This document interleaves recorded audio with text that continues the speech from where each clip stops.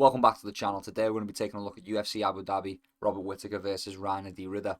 I'm going to be going through the entire card, giving you my predictions. I'm going to start at the prelim. The first fight of the night is Marc-André versus Marcus Buchecha. Buchecha's the favourite. A lot of people are following him over from ONE FC. He's done well at ONE FC. He's done really well. He's got a bit of a tear over there, and now he's been signed by the UFC. He's coming over, and he's going to try and make a statement against Marc-André. Here's the thing, I do consistently seem to pick the guys from outside of the UFC to get the win and to do well. And I'm wrong more often than I am right with that scenario. So, although Buchecha is good, and he is the favourite, I think he's favoured to knock out Marc-André. I'm going to go with Marc-André by decision. I think he just makes it a boring fight, and he just kind of... I think he's going to introduce Marcus Buchecha to the UFC. I think he's going to bring him in. He's going to be like, this is what happens in the UFC, and he's just going to blob him. He's going to hit him with the blob. He's going to do his best blob impression, and he's just going to blob all over Marcus Buchecha, and Buchecha's just going to accept bottom position, and lose based on it. So we're going to go with Marc-André by decision. I don't think he's going to get the submission, but it's a possibility, but I highly doubt it. So yeah, we're going to go with Marc-André by decision. By blobbing. Marc-André by blobbing Buchecha. Next up, Muhammad Yahya versus Stephen Nguyen. Or Nguyen. We'll have to go with Stevie. With our Stephen. Yeah. Honestly, I think Yahya's going to get himself knocked out. I believe that is what the odds are saying as well. I think everyone's picking a Stephen Nguyen knockout. I tend to agree. I think I don't want to say Yaya's getting fed to him, but there is going to be quite a large disparity between the two, I do believe. Yeah, I reckon Stephen gets the knockout. On to the next one. We've got Ibo Aslan versus Billy Elkana. I hope I said that right. Billy Elkana. Ibo Aslan versus Billy Elkana. It doesn't really matter if I said his name right, because I'm picking Ibo Aslan to win. I picked Iban. I pick Ibo quite a bit. He's let me down most recently, to be fair. But I still stand by my decision, and I'm picking him again. I think he's on steroids. I'm not gonna lie. He doesn't really fight outside of the Middle East all that often. The East. He doesn't really fight outside of those desert lands very often. Yeah, I like Ibo. Pretty consistent for me. Only one hiccup so far, so we're going to stick with Ibo Aslan. Dominant fighter, very heavy on top as well with his control, and he's not afraid to throw hands, and he's not afraid to eat some shots, take some shots. He's got a chin on him, a little bit of a chin on him. So yeah, we're going to stick with Ibo Aslan. We're going to go Ibo Aslan. I think by a decision, but a knockout isn't off the cards, to be honest. Isn't off the cards. On to the next one. Amanda Ribas versus Tabitha Ricci. Who cares? First of all, I'm gonna go with Ribas by decision, because it's a women's fight, and anything can happen. Next up, Damon Blackshear versus Davy Grant. I want to roll with Davy Grant, UK fighter. You know, you gotta kind of. I've got to stick with Davy Grant for that. But Damon Blackshear is kind of putting the cart back on the rails. You know, he had a little bit of a derailing, and he's come back and he's doing well. He's on I think he's on a 3-fight win streak so far. He's doing okay. He's a bit more conservative. You know, a bit more patient. But I'm loyal, so we're riding with Davy Grant until the end. Davy Grant, he's gonna land the hands. He's gonna find a home for them hands. And he's gonna absolutely rock Damon Blackshear. But I'm gonna go with Davy Grant. Hell yeah, I'm going Davy Grant because I'm crazy. Next up, Muslim Salikov versus Carlos Leal. I think Salikov's kind of got an unfavourable matchup here. It's kind of a bad matchup for him. I think Leal's gonna knock him out. I think I'm thinking early round 2, more or less straight away. Carlos Leal knocks him out. Yeah, Yeah, I don't think Muslim Salakov's up to the snuff. To be honest, I think Carlos Lila is going to outclass him quite significantly on the feet, and I don't think Salakov's going to be able to get much started. He's not really going to be able to get going. I think Leal's just going to completely shut him out and finish him. So we're going to go with Carlos Leal, by knockout. I want to say a round 2 knockout. Getting precise with that one. Next up, we've got Bryce Mitchell versus Saeed Nurmagomedov. It's a tough one. It's a tough one for Bryce. I'll be honest. It's a bad stylistic matchup for Bryce, and I want to pick Bryce. But it's a bad stylistic matchup. Really is. Um, and then there's always lighter man skill as well.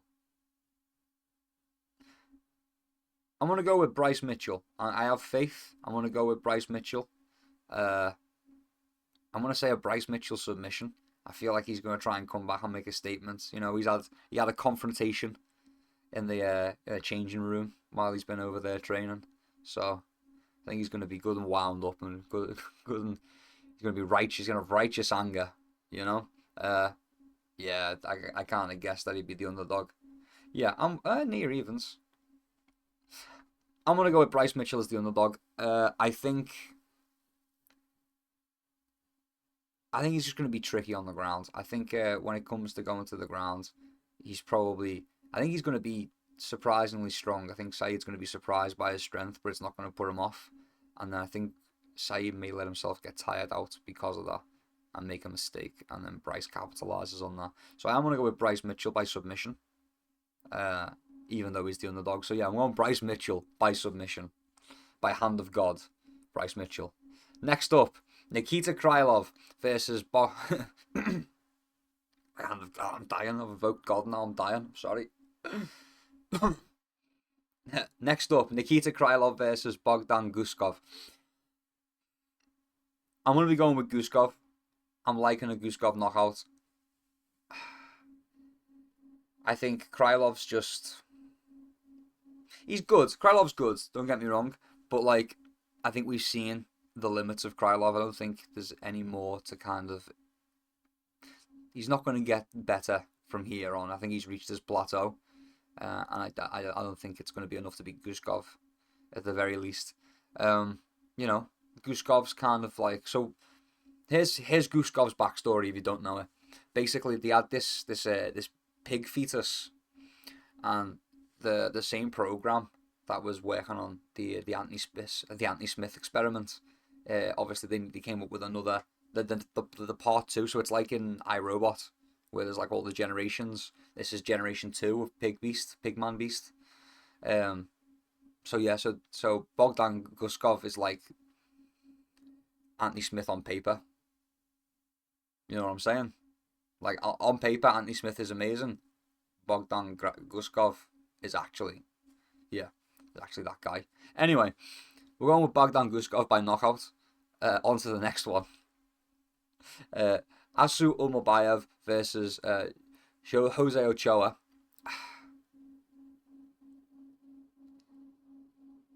I'm gonna go with Almabayev. I think Almabayev just kind of smothers him and gets the job done. I think he just dominates with it. I think he can. I think he can compete and survive in the stand up long enough to set up some sort of smothering grappling game. So yeah, I'm gonna go with Almabayev. I think it's gonna go to a decision though. I think Almabayev by decision. On to the next one. Shara Bullet Nurmagomedov. Magomedov. Fucking hell. They're two different. I think they're cousins. I don't know. I think they're two different families. Probably two different families. Anyway, Shara Bullet Magomedov versus Marc-André Barriault. Marc-André Barriault's pretty good. And I say Marc-André Barriault's pretty good. Shara Bullet's pretty good.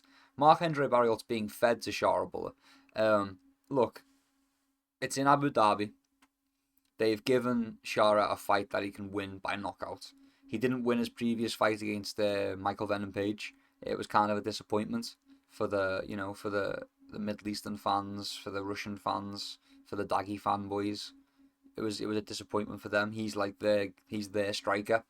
And obviously he got outdone. He just got kind of exposed, to be honest, by MVP. He got made, made to look a little bit silly. Like MVP just danced around him and stayed out of his range the whole time and couldn't really, and Shara just couldn't really get going. So what that tells me is that they've given him Marc-André Barrios, who's a lot more flat-footed, who's a lot more ploddy, and they want Shara to knock him out.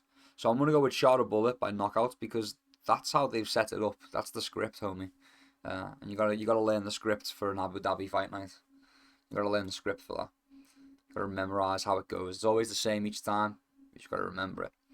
Next up, we've got Peter Yan versus Marcus McGee. Pardon me. Peter Yan versus Marcus McGee. I want to pick Peter Yan, though I am a fan of both of these guys. Marcus McGee is only recently come onto my radar, but I think he's only recently been making a name for himself in MMA. Late start to the sport, but doing really well. He just hits really hard, and I think that's going to play a factor into it. He hits really hard. His kicks hit really hard. His punches hit really hard. Peter Yan's tough. This is a really fun matchup. It's a really, really, really good matchup in my opinion. It's going to be entertaining at the least. Peter Yan hasn't really finished anyone in a good little while, whereas Marcus McGee has recent finishes. So and I've established, I've already told you, he hits very hard. I don't know if anyone can stand up to it, it's going to be Peter Yan. That's the problem. If it was anybody else, I'd be like, Marcus McGee hits really hard, and that's going to be a huge factor. But Peter Yan's tough. Peter Yan's tough, and he can take a beating. He can take a beating. The range doesn't really matter too much. It's Peter Yan, It's an interesting matchup. And you know what? I'm gonna go with Marcus McGee.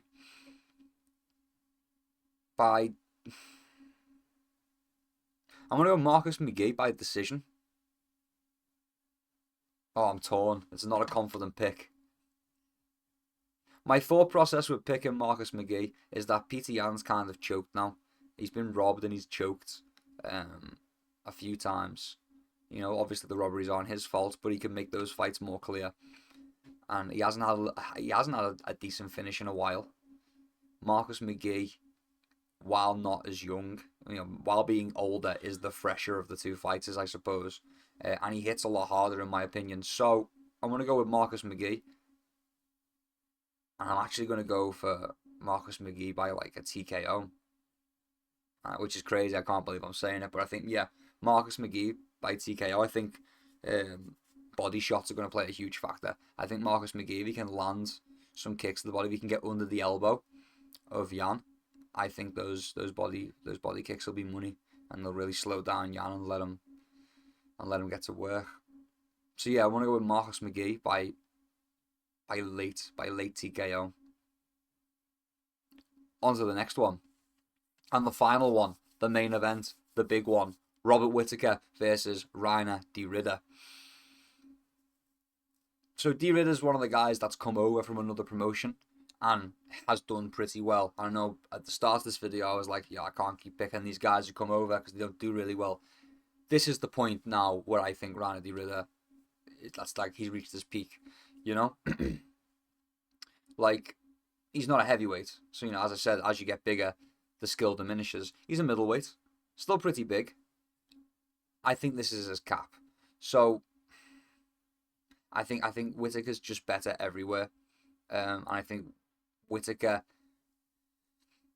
isn't going to give de Ridder the chance to recover. Like if Ridder gets hurt sometimes in fights, Ridder gets hurt and gets touched and ends up in bad positions quite often in fights, but he's good at fighting back from those positions. I feel like if he ends up in a position like that with Whittaker, it's kind of over from there. He's the Reaper. He's gonna be on there. He's gonna be looking for the finish as soon as he smells blood. Obviously, he's coming. He had his teeth crushed, his jaw crushed by Khamzat Chimaev last time out. So, I think Whittaker will want to get hit as well to start the fight, just to kind of prove to himself his jaw is going to hold up. I don't know. I kind of trust that these two are going to go out and kind of throw hands for a while, but I do think Whittaker will be able to control when it comes to the grappling and the clinch. I do think Whittaker gets the advantage there.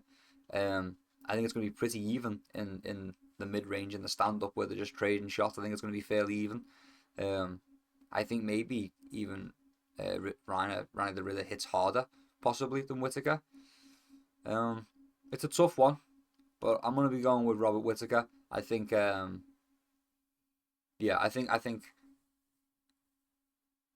yeah, I'm going to go with Robert Whittaker. I think Robert Whittaker gets it done by decision. I think he just outguts Ryan the Riddler. I think he's got a few things to prove to himself, and one thing is that he's not made of glass, so I think he's going to want to get hit in the first round. Like, he's going to want to trade in the first round, and that may even take Ryan by surprise that Rob's willing to trade in those scenarios so early in the fight. But it's really for Rob to get that mentality back that, like, you know, he's not made of glass, and he can go out there and he can trade. Obviously after having his jaw crushed by Hamzat, that's something it would be playing on my mind, so it should be playing on his mind. So he's going to go out there and he's going to want to get hit, and then as well as that, he's going to want to prove that, like, he's not a quitter. Obviously he had his jaw crushed, but that goes down as a submission, you know. So yeah, I think number one, he's going to want to prove he can take a hit, and then number two, he's going to want to prove that he can go the distance still and that he's not a quitter. So I think he's going to push really hard for this fight. I'm sure he's worked very hard for this fight. So I'm going to go Robert Whittaker to kind of have a rebound in his career, to kind of have another prime starting here. But if you enjoyed this video, thank you very much for watching all the way until the end. Until next time, keep your chin down, keep swinging, peace and love. I'll see you around.